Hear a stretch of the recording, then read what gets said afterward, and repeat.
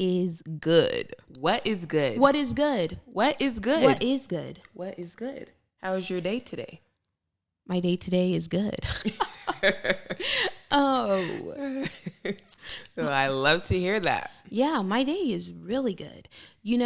Went a different route, doing things all new, switching it up constantly. Because for me, the thing is, I get bored anyway, but staying clear to stay out of the matrix.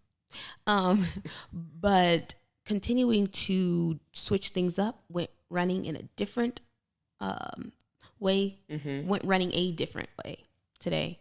And it was really nice. Actually, the breeze was really nice too. I was wondering if it was going to be too windy, and it was like perfect actually. Yeah. And just changing things up. Just different things change everything, Yeah. So I'm really having a great time. Yeah, me too. Yeah. Yeah, that was the same with mine too, because obviously. I was about to say, how was your day? Oh. Well, I felt it coming. So I was like, let me just go ahead and Introduce yourself. introduce myself, okay? How was your day?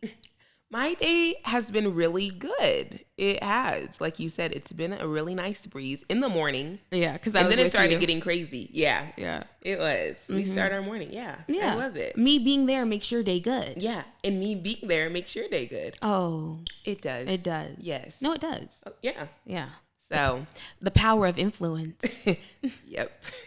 That's actually the topic today is related to that a lot. Influence, right? Influence. Yeah.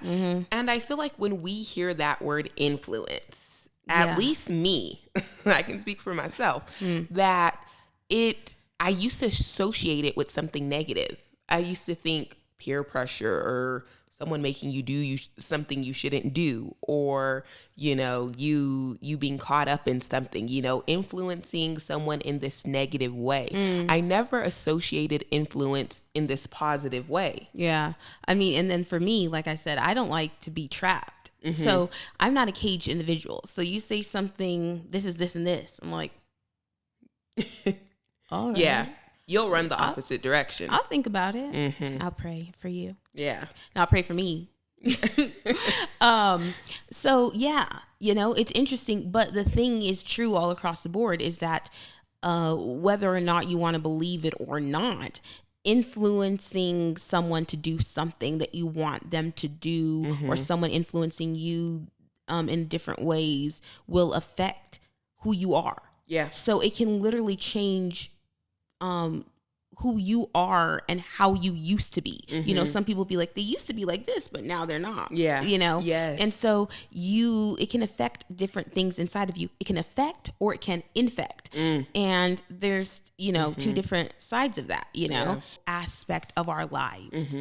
It affects, it's from people to the television to the way in which we think, to the way in which we act, to our relationships. Yes. Yeah. And friendship or marriage. Yep. Friendship or marriage.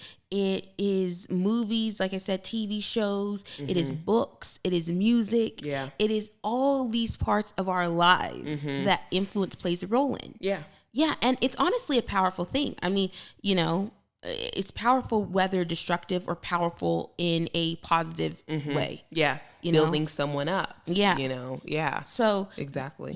And that's why I really believe that influence when it comes to people, the people that you have, specifically, let's start with people. Yeah. Let's start there. Because I'm looking at that, like, people can influence your mood for the better or for the worse. Right. And I mean, when I think of better and for worse, that already right away tells me to, there you go. You better really be serious when it comes down to who you choose to marry. Yeah. And it's not just, he's so cute, da da da da da. I mean, yeah, Tim is hot, but I have to come to the point of understanding much deeper scenarios of, does this person have a bad attitude? Because if you're around someone who you're going to spend the rest of your life with, you start to become like them. So if there's someone that complains all the time, you know, or there's always just a problem every single second. You know, there's always something that is wrong or this or that, you know, it can't be solved. It's a problem everywhere you go.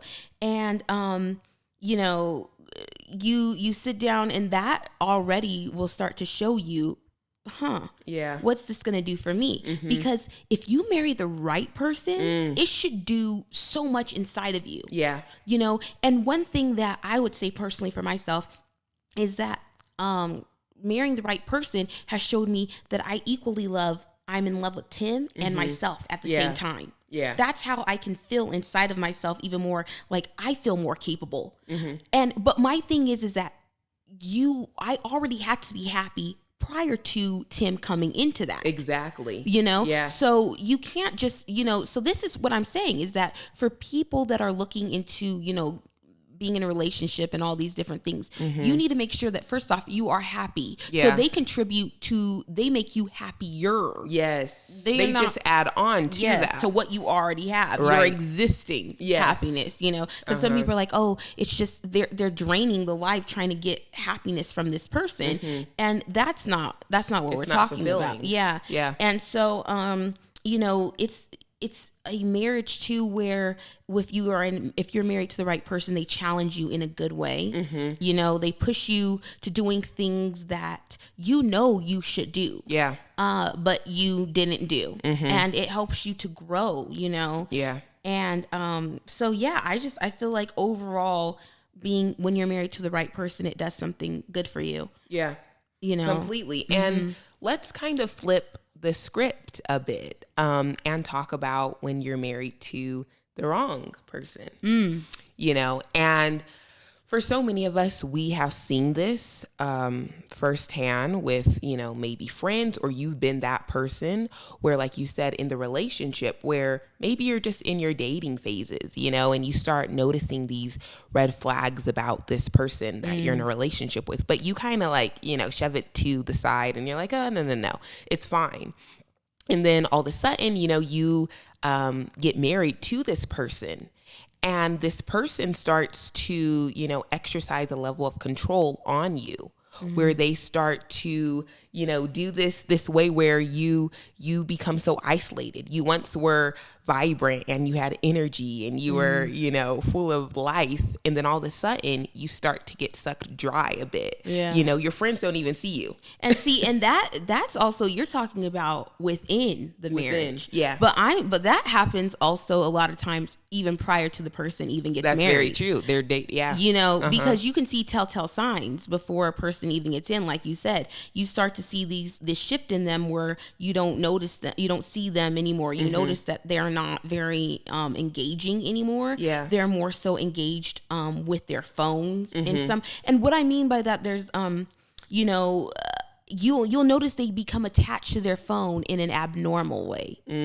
Okay. So, you know, in some cases it's like, you know, the husband and wife or boyfriend and girlfriend have scolded each other because they're like, you know, you never pick up your phone and I'm calling you and all this stuff. That's different. That's a difference in you know, where you're like, where's my husband at? Yeah, or you're like, where's my wife? Healthy way, you would say. It's a normal thing of you're like wondering where they are, hoping they're okay. That makes sense.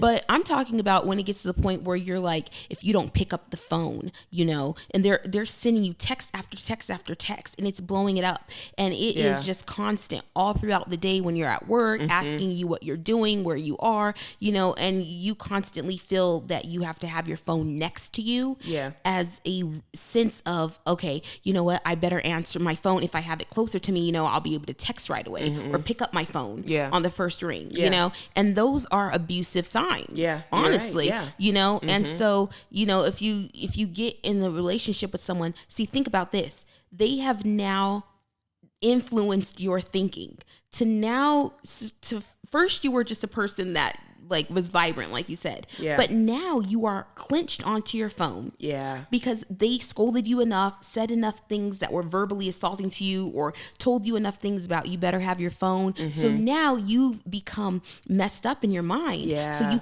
you have your phone with you. Yeah. You're ready to respond, and you're influenced by that notion of like, oh my gosh, I'm fearful. You're in I'm fear. Scared. Yeah. I better answer. You know what I mean?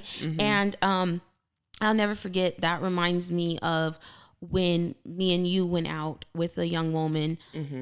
This is like a few years ago. Yeah. And I believe she was engaged actually at the time. Yeah. And so we went out and we went with her to a store. And I remember at that specific store, there's always a dead spot in multiple parts of the store. Yeah. And so your cell service is horrible. You know, it's just crap. Yeah. So the thing is that she sat down to going, oh my goodness, my phone's not working here, you know? And so we didn't really think anything of that. I didn't think anything of it. I was just like, oh, okay, you know, yeah, it's bad cell service here. Yeah. And then like all of a sudden, I remember her eyes, the panic.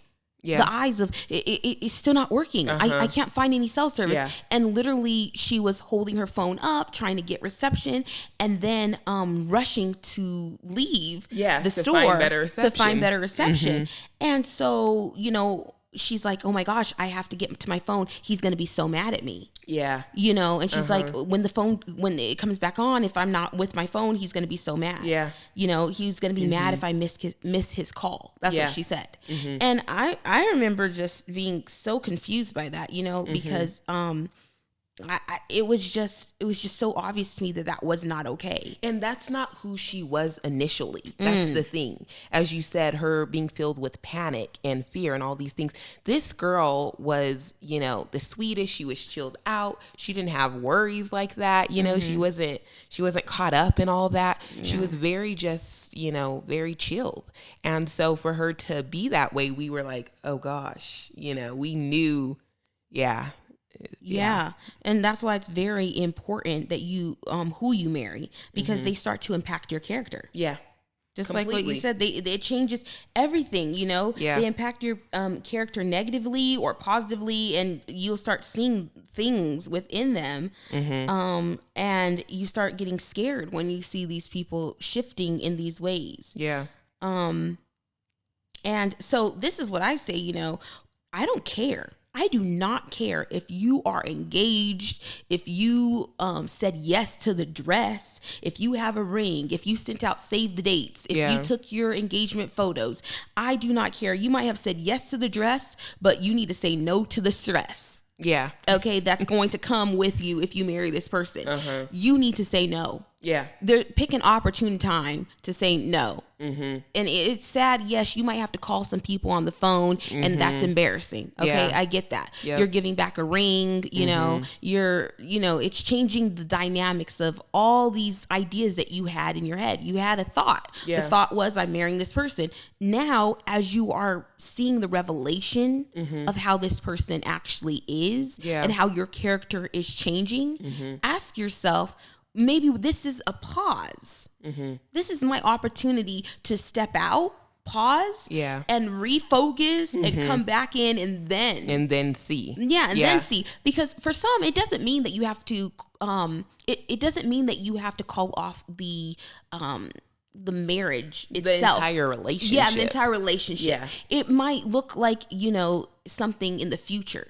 But at that present time, that person is not where they need to be to actually be the partner that you're going to need them to be for you. Exactly. You know? Yeah. So, and it starts within you. You have to recognize it. And I know it's hard for some people too, because it's like, if you've been waiting for a man for such a long time, and then no one's ever coming, and then finally the guy comes and he shows up with all these control issues, you're going, okay, well, it took me forever to get here. There's some good stuff about him. You're going to justify. You're going to override some things. It's not that bad.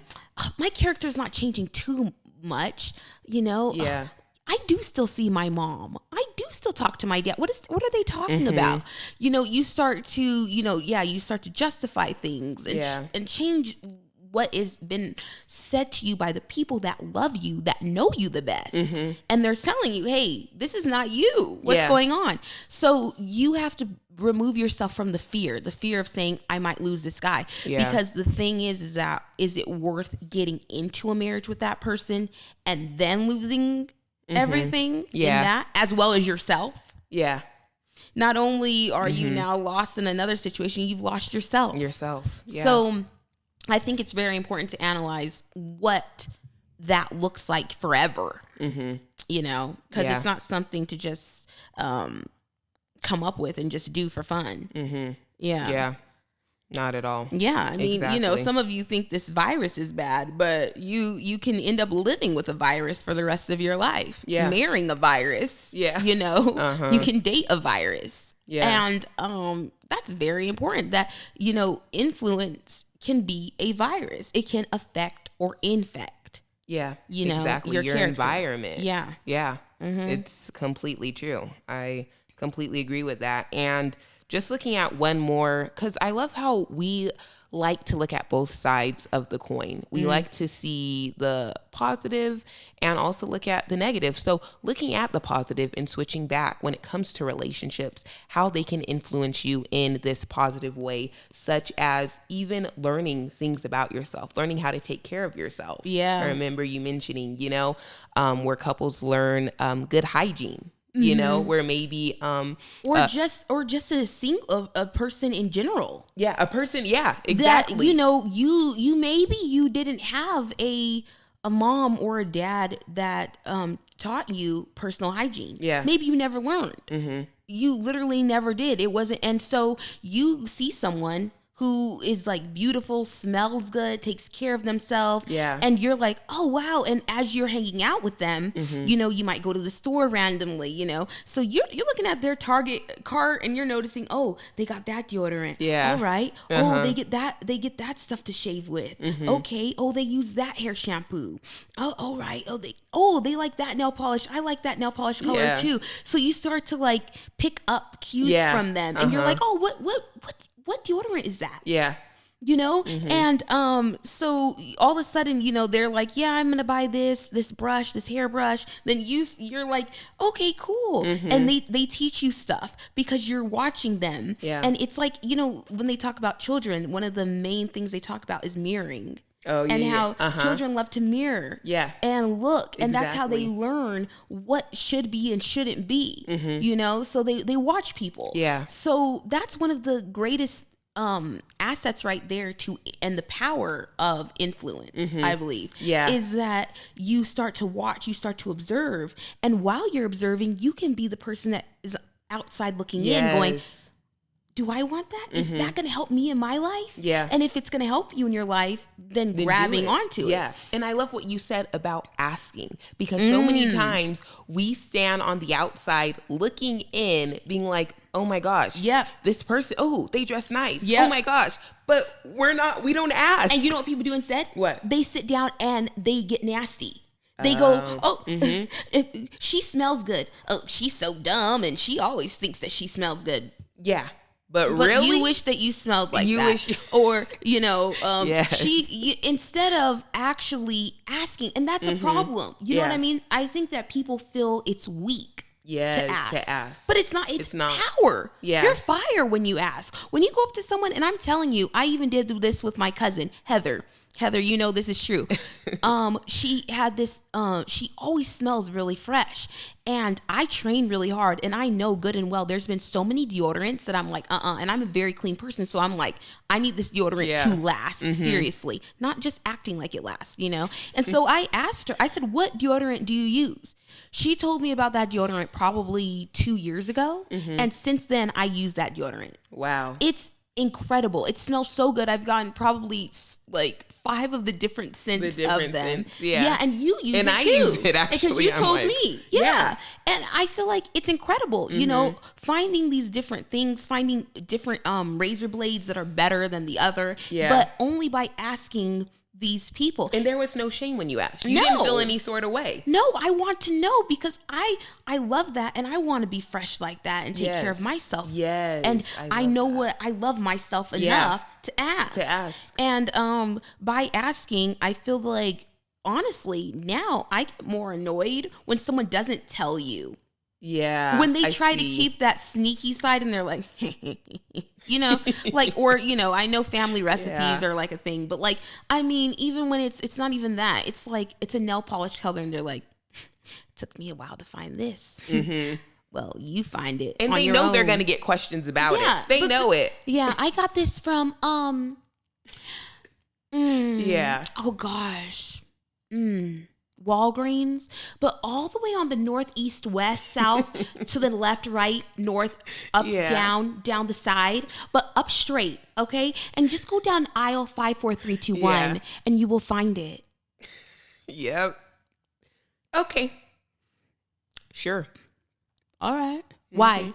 Why? I don't have time. I don't understand that. No one has time for that. Yeah. Offering, extending yourself by being able to be there for someone and setting an example. If someone feels as though you're an example to them, you know, and they're learning their personal hygiene or they're learning something, then being able to share, why not? Yeah, you why know, not? You've been there longer, maybe. Yes. You know, that's why it's really nice to teach children while they're young, because why? You've had more experience. Yeah. So as you're sharing with them knowledge, or you're sharing with anyone knowledge, they're getting to blossom in an area that they might have like taken time to get to. Yeah. You know? Yes. Yeah. So I just feel like you should ask people, because outside influences can change your life for the better. For the better. So if you notice something good that can help you in your life, ask. Yeah. Yeah. Don't be afraid to. Just do it. Yeah. Because then you'll be asking all the time. Yeah. And the other thing I would say too is ask when it comes to good marriage. When if you see someone who has a really good marriage, to ask them what they did and how they kept a really good marriage. Yeah. Don't let it just stay a mystery, or as you said, don't just stay as don't be curious George here. Yeah.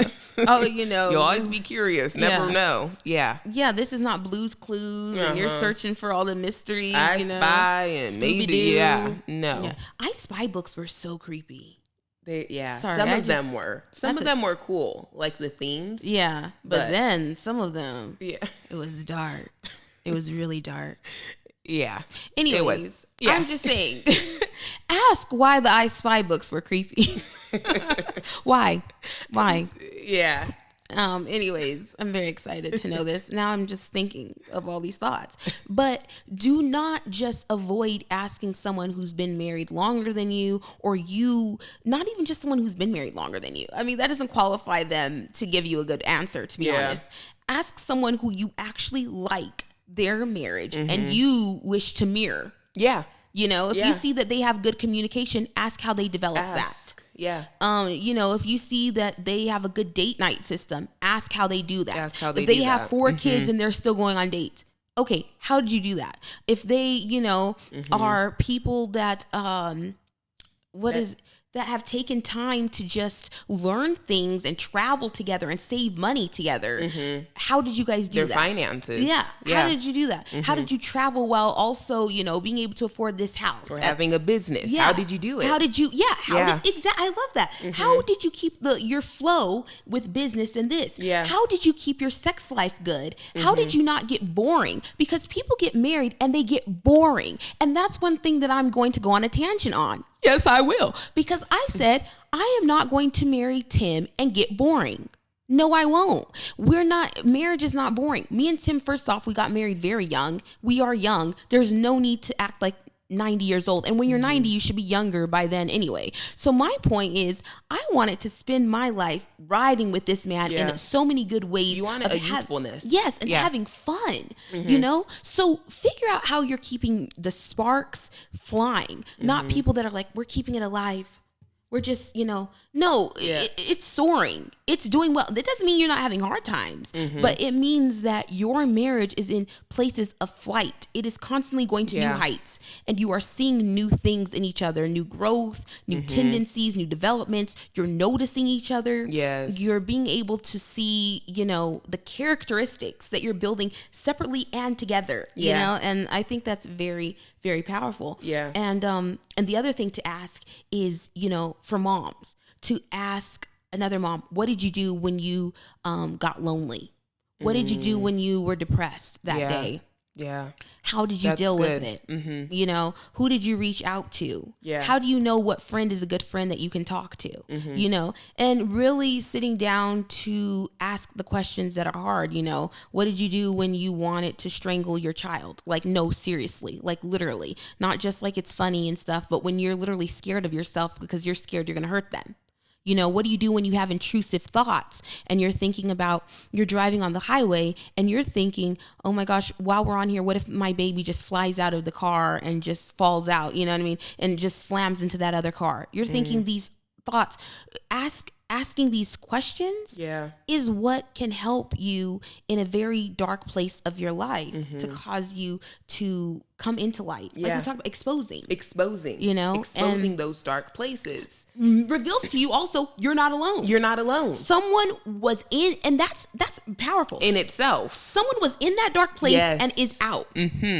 So if they got out, that means you can get out. Yeah. So then you sit down and go, hold up. Let me ask you this, because you're doing good. Yeah. Did you ever do bad? Yes. Did you ever want to kill them? Yes. Did you ever have a horror? And Yes. then, like for a next person, did you ever have someone who's in a bad relationship, you know, friendship even? What did you do when this friendship was toxic in your life? Yeah. Where'd you go? Where did you go? Yeah. Did you stay in that? How did you get out? What did you tell them? How'd you tell them goodbye? How'd you tell them you didn't want to do it anymore? Yeah. You know? Yes. So asking is not stupid. Not asking is what keeps you in the dark. What traps you. Yeah. And says, you're alone here. Yeah. No one else has it but you. And the moment you ask, you find out 9 million other people. And it feels good. Yeah. It's like, you know already in your head that you're not alone, but when you go and ask, it's this releasing feeling of being like, oh, I really am not. They actually went through the same thing or something similar. Yep. Yeah. Yeah. It's really important. And I was going to, you know, talk even further when we were talking about influence, you know, and how powerful it can be, because we have several clients that are athletes, and, you know, we've had so many different topics come up when it comes to athleticism and the things that they have found harder than others, you know, and so we are always coaching the mind so that their body does even better, but also coaching the mind so that they're able to feel this peace inside, because they have so much expected of them, you know. And so as some of them are on the road a lot, or you know, they find themselves in training camp, or all these different things, you know, they one of the situations was porn. And one of the situations had to do with some of the athletes feeling as though, you know, how do I say no to looking at porn? And so, you know, because what happened was, what was happening was, when they were going back home, they were realizing that in their marriage, they weren't as connected as before. And, you know, when they would get home, they found themselves in trouble because they got caught looking at porn. And so, you know, one of the athletes was saying, you know, I've never had this as a problem. You know, this has never been something that I was doing. And then as he started thinking back to it, he started remembering that another fellow athlete was showing him nude pictures. Yeah. And he would look at them too, you know, look at different pornographic pictures and stuff like that, because he would say, oh, it's not a big deal. You know what I mean? Like, well, you know, he didn't want it to look bad on him. He didn't want it to make him look like less of the man when he was in there, and he didn't want to be like, oh, you know, but I will never forget that he was saying how it was like really messing with his life overall, just from always looking at that, and how it was changing how he was connecting with his wife, how he felt in general, and how he didn't like it anymore, you know? And so I remember after we talked about it, and he was able to go back into the situation, the same environment, because that's where he was going to be. He ended up saying, no, I don't want to see that, man.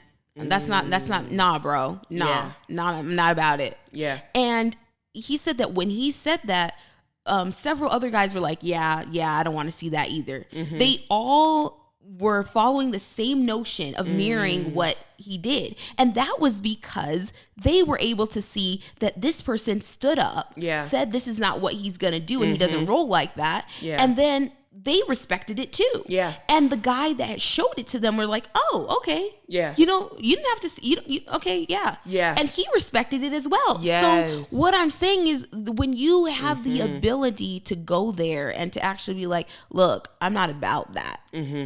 Yeah. You know? Yeah. That is everything. And I love that so much because that's powerful. Yeah. That's powerful to be like, to really take that stand and do that. Yeah. Like you said, because it's like, you kind of feel that pressure, like, oh, I'll just stay here, or I'll just, you know, you don't want to come off a certain way, Yeah. you know? And you know, I love how you said that. You don't want to come off a certain way, because he said he didn't want to be a punk.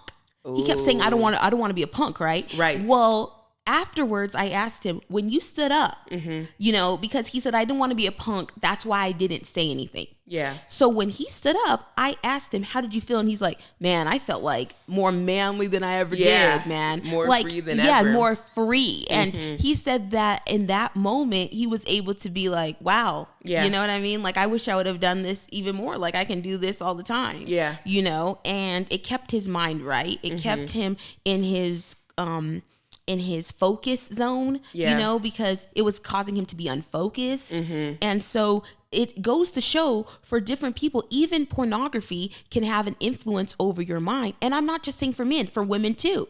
Pornography can have an influence over your mind that can then cause you to be tainted in the way you connect now in your marriage, your relationship, and it can change things completely. So it's very important to understand what is coming in. Because now I'm going to see through that lens, you know? And I love that you said what is coming in, because again, when we look deeper at the friendship level, okay, and we're looking at, you know, your group of friends, your group of girls, you know, your connection, your clique, whatever you call yourself, you know, we're looking deep into that. And we have, you know, let's just talk about, we have two types of people within that friendship. We have so many types. Within that group. So many. We have the girl who, you know, kind of observes and kind of, you know, sits back, and we have her friends who could be maybe wild and, you know, into the latest and newest and greatest things, you know, and let's just say they like to gossip. They like to talk about people.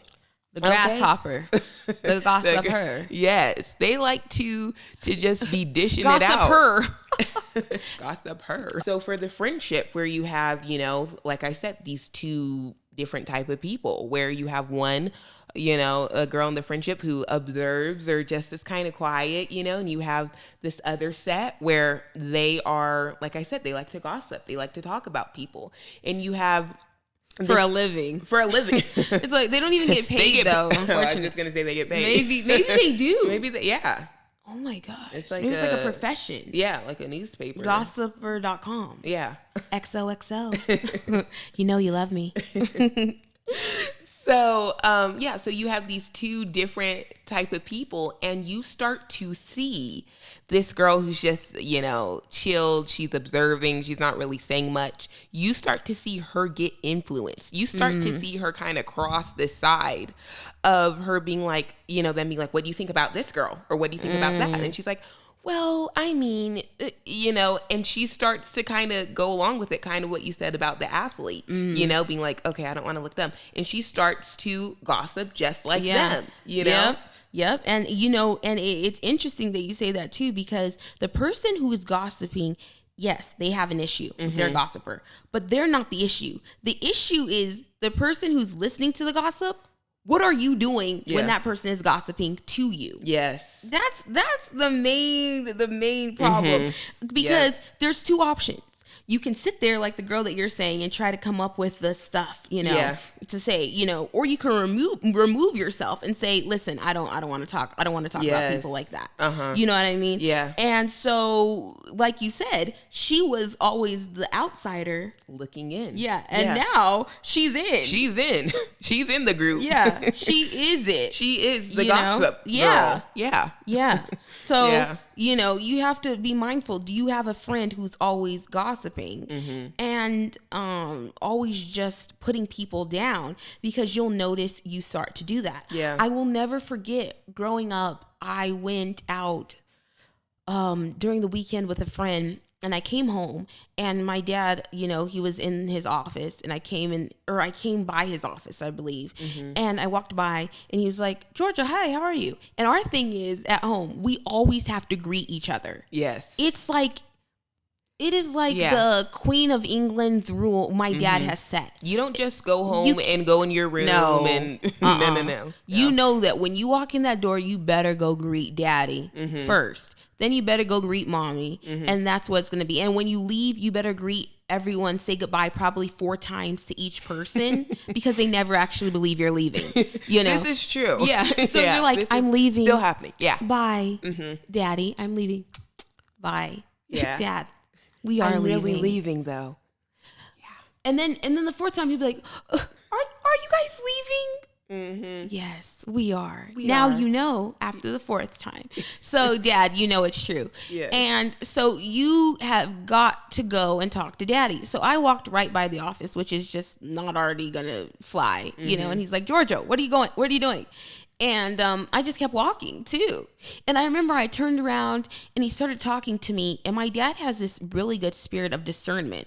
And it's become, you know, something that's been effective throughout our lives growing up because he's able to see things and call it out. Yep. And he never called it out in a nasty way either. He would just call it out and be like, so he started talking to me and it was probably 5 minutes into the conversation. He's like, who did you hang out with today? And I told him, and I was just, you know, he's like, no, I thought, because he always knows who we're going to go out with. He always knew. Yeah. But he's like, who was all there? He started asking me like names of who was there. And so I'm like, this person, Sheba, Keisha, Lika, Tika, just so that you can't say that's your name. And maybe it is, so sorry. Yeah, but you're not that person. And so then I'm like, oh, I hung out with Keisha. And then he goes, oh, you know, and Keisha has a really bad attitude. And he's like, that's why your attitude's like that. Yeah. And I'll never forget thinking about that and going, that is so true. When you are around someone, even if you are a very strong person, right? If you are around someone who's just negative and toxic and not good for you, it'll start to seep in you. Yes. And all of a sudden, you're literally getting drained out. Yeah. Exactly. And that's why I always say misery enjoys company. Yeah. I say that so yes, you many do times. say that. That's like your favorite. You say that for everything. Because it I love applies it. in so many different situations. So it's so true though, if you're around someone long enough, it starts to affect you. You have to get out. You have to decide. It's not to say that person needs to be perfect. But if every day is a winding road, you get a little bit sadder. Then run away. Yeah. You can't keep doing that. Every day is just a new walking up that hill, struggle. Walking up that road. Yeah, it's just no, man. I can't, you know, what is it? They say the struggle is real. You are the struggle. Yeah. You know, then you need to leave that struggle. Yeah. Gosh. Yeah. So yeah, that's something. And the other one that we were talking about that I believe is very important when it comes to the power of influence, especially right now, since a lot of people are still at home, is TV. Yes. TV shows and movies. Yeah. Okay. That's a big one. And, you know, it's so interesting to me because, gosh, I have to say that you will notice, like, at the worst times in your life, something will present itself to you as an out. So like when you're going through something, it can be positive. When you're running you're running and they call it hitting the wall. Yeah. If you keep going past that wall, you're flying, man. You're gone. And you know I'm gone. Like I'm serious. Like you're just gone. So, but if you have to be able to push past that. So there's certain stressors that are good that can enable you to propel, right? But then there are certain things that cause you to stall and completely never get back up, and it's not causing you to soar at all. Yeah. So if you're going through some of the worst times in your life, and then you, for instance, say your marriage isn't doing good, and it's like not great at all during this quarantine. It's been the worst. It was bad before the quarantine, and now it's worse during the quarantine, and it might be worse after the quarantine. Even worse. Okay, so you're finding yourself even more lonely now during this time, right? And so then you all of a sudden stumble across the show, and this is how it all works. You stumble across the show, The Affair, okay? And then you start watching that show. You, in your mind, didn't want to have an affair to begin with, you know what I mean? That wasn't something that you're thinking at all. Or maybe you did. But you go into it, you're watching it. Then, especially if it's a woman that's watching it, the imagination is so vivid for women that you can just start to imagine things and see things. So you use it as your out. Yeah. Imagining what it would be like if you had an affair. Yeah. And then the next thing you know, this imagination station leaves into reality. And then you're starting to actually have feelings for someone in real life. Yeah. You know what I mean? So it's just very interesting to me how like looking into what you're seeing, into what you're looking at on TV, then becomes something that you take into life and then do it. Yeah. Yeah. Yeah. Exactly. So it's very, and someone will be like, oh no, that's not where that came across, you know? But if you're watching that enough every day, it infiltrates into you. It infiltrates in. And no. And that's why I was going to say, though, what you invite into your home can influence how you think and in turn how you feel. Yes. You know? Yes. Exactly. Yeah. Yeah. Every little part, I love what you said. Yeah. Influence how you feel, where your emotions start to change, your attitude starts to change, you know, this inner working within you, you know, it starts to get a little, just a little twisted up, you know, where you start to lose your original design. Yep. Yeah. You lose your design so much so that you lose your marriage. Yes. You lose other things that maybe it could have been worked out. You could have started to work on these issues that were being presented to you. You guys could have taken steps towards it. Yeah. But then you're so engulfed in this show and engulfed in what it would be like to have that experience and to have a man love you like that man did, or to have a woman be like that woman was. You know, when you could be having an affair with your husband. Yeah. You know? Yes. You can twist it around and go, hold up, I'm not going to watch this. I'm going to go and do these things that I'm seeing over here with my husband that I have. You know what I mean? So I just think that's very interesting to me too. And another thing is that people that will complain a lot, oh my gosh, I've had the most nightmares in my life. I'm seeing the worst things. I'm seeing the devil at my doorstep every day, or I see him over my bed, or I'm killing this person, or that, or I see a clown sneaking out of here. And so they're saying all these vivid descriptions, like very detailed, graphic things that they're seeing that are happening that are horror. And then the next thing you know, you're finding out the shows that I'll ask, what are you watching? And they're watching some shows that have so much witchcraft things based in things, weird symbolism, things that mean other things, and all this weird demonic stuff that they're playing with. And they're like, oh, it's just a movie. It's not a big deal, you know? Yeah.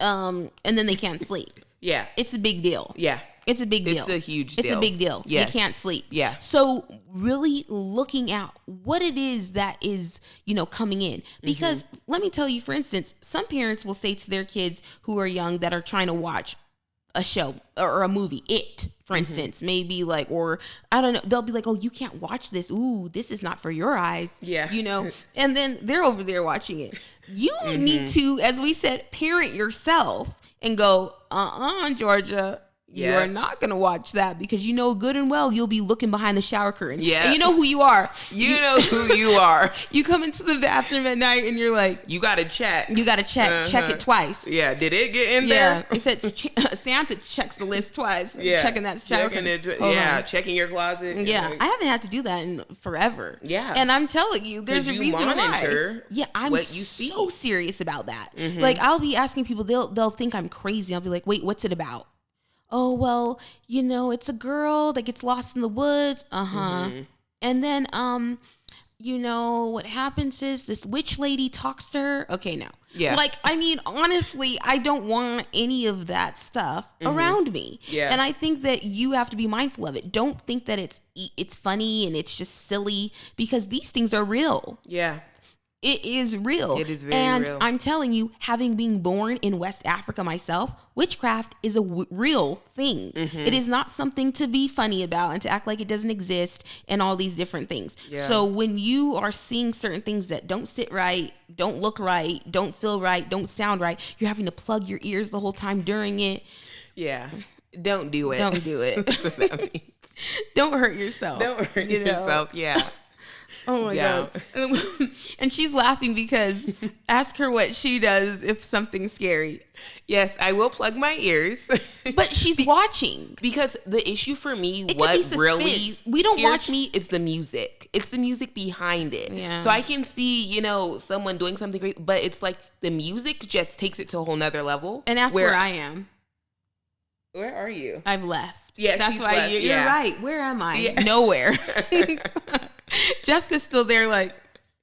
Yeah, I will. And I'll be that. like watching her, and it's so funny. It'll be like, you know, Alfred Hitchcock, like what else? Yeah, these old things. Yeah, and I'm just like, oh my gosh, yes, I cannot. I'm gone. Also, if animals die, don't even try to come for me. I'm gone. Don't. I Yeah. don't care. You know, we're Braveheart and stuff. I don't care how brave your heart was. I'm looking at how brave the horse was, and I'm like.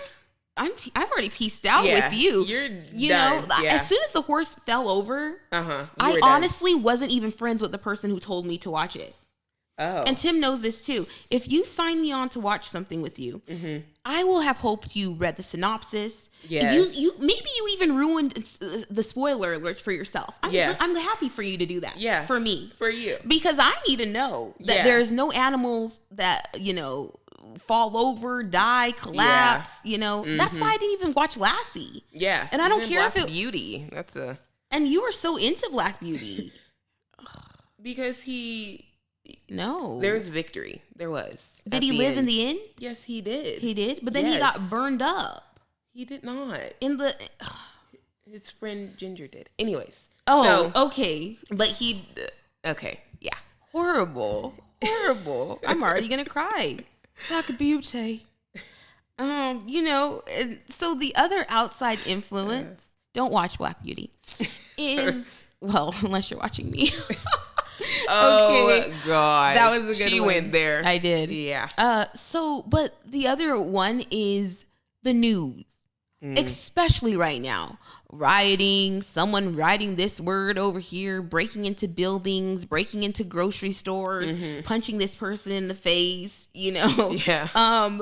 And, you know, and it's not getting any better. People hurting people, people saying stuff about people. Then the next thing you know, it's the death tolls. Yeah. Let me let you know how many people have died today. So, you know, it's just like, and we are now at the peak of the virus. Like, it's just constant. Ongoing. So if you are tuning into this, and this is your newsreel in your brain, violence, virus, scary, people hurting people. All of a sudden, you cannot function. You cannot. You can't leave your house. You don't want your kids to go anywhere. No. There's no way they're going even down the street. Yeah. You know what I mean? You know, you're washing off every grocery thing that comes into the house, and you're literally looking outside your window to see if you see anything that looks scary or treacherous, any person that looks like they're trying to get something. You know? It's very important, man, that you really you guard yourself. Yeah, you guard yourself. And you're guarding your children too, but you're guarding them because they are mirroring you. Yeah. So when they're seeing daddy or mommy just looking at the news all day or yelling and screaming all day about the news and the violence that they're seeing or talking about it all day, then they're starting to get fearful as well. Yeah. You know, based off of the fear that they're seeing it's producing in you. So it's very smart that, and that's one thing I say too, when people roll out of bed, the first thing they like to do is look at their phone. And that's the worst thing you can do. Yeah. You've just come from a peaceful, hopefully a peaceful sleep. And then you're going to look at your phone. And look at the news. And that's how you start your day. And that, so you're feeding your mind all this fear and the death toll, this. Yeah. You're discombobulated from the start. You can't sleep. Yeah. Yeah. You're up all night. So, you know, if you're fearful and you're wondering why, start to really monitor what is coming in, because these are the things that you can control. Yes. You can't control what people are going to do in the world. You can't control the riots they're going to have. You're not gonna, you can't control hate. Yeah. You can't control how people hurt other people and how the death tolls are, what is happening. You cannot control that. If there's one thing that you have seen over these past few months, is you are not in control as maybe some of you thought you were. Yeah. You know? So the important thing to do is, what can you control? You can control what is coming in to your home. Yeah. You can control who you're talking to. Yeah, exactly. You can control where you're going. You can control, how much of the news you look at. Because, and I like what you said, how you said that, because it's so important to, you can look at the news, but, and people want to stay informed, which that makes complete sense. Don't be dumb. We're not asking you, hold your eyes over, the news doesn't exist. That is not. Yeah, but just having that balance when you're looking at the news where, okay, I saw 5 minutes. Okay, I'm good. Okay, I know what's... Okay, they said the same thing yesterday. You see that story over and over and over. That's on replay. Yeah.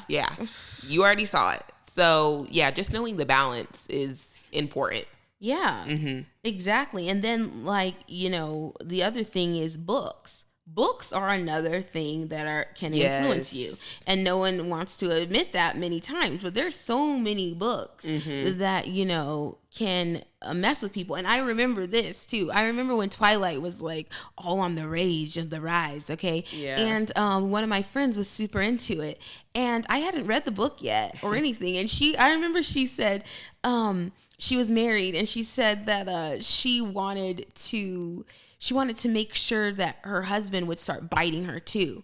And she wanted him to bite her like he was a vampire, Yeah. And so I always thought that was so funny, but I mean, it's the power of the influence that she's like, oh, Edward, now I need you to bite me. You know what I mean? Yeah. Now she's like, I want you to act like you're Edward and bite me and all of this stuff. And I mean, I don't even remember him ever being that person. I think he just sparkled in the sunlight, which actually always bewildered Very me. interesting. What are you? But so but it's interesting that will infiltrate itself in, and because women, like I said again, have very good imagery, it's easy for them to read something. And so let me read this excerpt, okay? He grabbed my head and pulled me tightly, his lips like salt on my lips, and all of a sudden my breath was taken away. Yeah. Okay, and that is from the book The Notebook. Okay, so, the thing about these books is, once someone starts reading this book, they're like, if I don't have a man that kisses me like Noah, then I don't want him. Yeah. Because they're so into what is going on with the book, and they're so into how the head's being held, how the touch is being touched, how the lips are salty. Yeah. Are you serious? Gosh. So you might be surprised, but books have a power of offering you influence and changing how you see things. And they can start to mess with you, because when a guy comes along that actually does love you and like you, you could be like, well, you're already out because you're not like the book. He's not acting like this guy did in the book. He's not treating me like this guy did. And you have a false sense of reality. Yeah. Because this book has conditioned you into thinking that this is how it should be, all the time, that it's just this fairy tale situation and this is what it should be like. And so a lot of people will opt out of amazing relationships because of that. Yeah, because they're so clouded by judgment of what they've read and what, well, no, it's not like this. I can't have it. It's the fantasy in their mind that takes them onto this whole adventure, and that's what it is. They start to believe that. That's their belief. They stop believing what they actually need in life. Yeah. To believe what the book told them. Yeah. So it's very interesting to me. It's very interesting. Yeah. And then the final one that I wanted to talk about was music. And oh my gosh, you know me. Yeah. Music is my swag. Loves music. Like, you'll be surprised. I love I'm all every music. I love all kinds of music. I am all kinds serious. of genres. Yes. Yeah. I love to understand it, man. I'm there with it. Yep. So it's not just one-sided for me. I really, really am into that. And I also have a love for words. And so because of that, I think that it's really a major deal to me to look at lyrics and to understand what every song is about. Because, you know, what intrigues me is that every painter, every writer, songwriter, or artist, you know, composer, or someone, you know, a singer, for example, any sort of artist, they are conveying what they have experienced through their painting. They're invoking pathos at you. They're invoking these senses of emotion to pull and appeal to your emotion when you are looking at these different paintings that they've done, when you're hearing the songs that they've wrote. And so a lot of times it's easy to forget that these songs are coming from people who have experienced things themselves. They've gone through things, you know? So when they wrote songs, they were dealing with things at that time that they wrote the song. And so now when you're sitting down singing the song that they wrote, and you didn't take time to listen to the words they're saying, you might start realizing if you start dialing down and looking at the lyrics, all of a sudden you're feeling what they felt, and you're understanding why you feel it because of the lyrics. And I had a great idea with showcasing that, because it was actually a song by Pink, and she wrote this in 2008, I believe, and it was called I Don't Believe You. And she wrote, and in 2008, she wrote this song, and it was when her and her husband were going through a hard time in their marriage. And actually they did split apart for a while. And so during that time, she wrote that song, I Don't Believe You. And she said that, what is she said some powerful things. Let me read from here. It was really, really awful. And she said, we all knew that things were unraveling in mine, Carrie's marriage. Even Carrie did. And it was sad. And then, so she goes on to just talking about, she says it was vulnerable. It was a weak side of me. She says that she notably starts to feel, she said, oh, this is where it is. So I'm gonna have him take that part out. Okay. Pink wrote this song in 2008 where she speaks about Carrie and the divorce. Well, they didn't get a divorce, actually. Let me rephrase that. Her and Carrie had split up at the time. And so when she wrote this song, she actually said, it's the most heartbreaking song I have ever written. I've never been there before. I've never been in that much pain before as I was that night. And she says that was the darkest. And that was from the song that is called I Don't Believe You, that she wrote. And in that song, what I found was interesting too, is she actually, did you know she wore her real wedding dress? The dress that she got married in. I didn't know it was that in that song. Yeah. Wow. And so she was basically saying, by wearing that dress, like, I don't believe you any longer. Some of the lyrics. So I wanted to look at the lyrics to that. And she says, I don't mind it at all. I don't mind it at all. It's like you are the swing set and I'm the kid that falls. It's like the way we fight, the times I've cried, we come too close, and every night the passion's there, so it's gotta be right, right? No, I don't believe you. When you say you don't come around here no more, I won't remind you. You said we wouldn't be apart. Now I don't believe you. When you said you don't need me anymore. So don't pretend to love me at all. Wow. And that's so, deep. yeah. That really is. So my thing is that if you are having a hard time in your marriage and you're listening to this song and you're singing to this song and you want to actually do better in your marriage, but you're singing, I don't believe you. Those are two different theologies in itself. Action steps. Which one do you want? Yeah. You want your marriage, then you have to make the choice that you do believe. So I would say to you, do the opposite of what that pain feels like inside. Yes. If you're experiencing this hardship, don't go towards the music that is going to ignite that even further. Don't go to the songs. If you're angry, that are that's songs going to support that yeah, anger. you don't. Yes, don't go to songs that are just yelling and screamo music that is saying certain things in it. That's it's supporting the anger. If someone just broke up with you, don't go listen to "I dug my key into the side of it." I mean, when you listen to that song, I'm telling you, and any woman who you have a good marriage, you got a good boyfriend, or you know what I mean, you're doing good. But when you hear that song, you're like, "I dug my key into the side." You envision yourself doing that. You're in it, man. You see it. And this guy did nothing to you at all, but you're just like, I see it. Yeah. I see it, Carrie Underwood. And it's like, you need to understand where people are coming from. You know, when you are listening to a song, understand, what is it that I'm going to invite in? Yes. What am I going to experience right now by listening to this song? Is what it going do to I help need me in this moment? Yeah.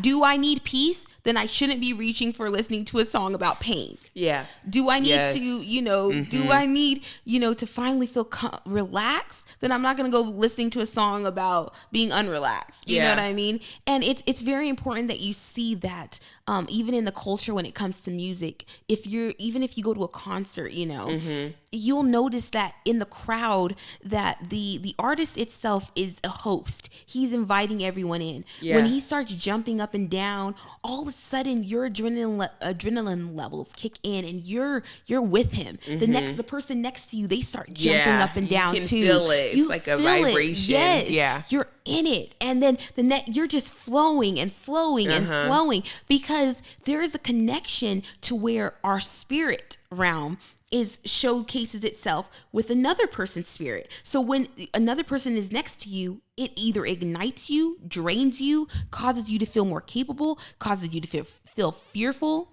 causes you to feel powerful, causes you to run away. It invokes a different level.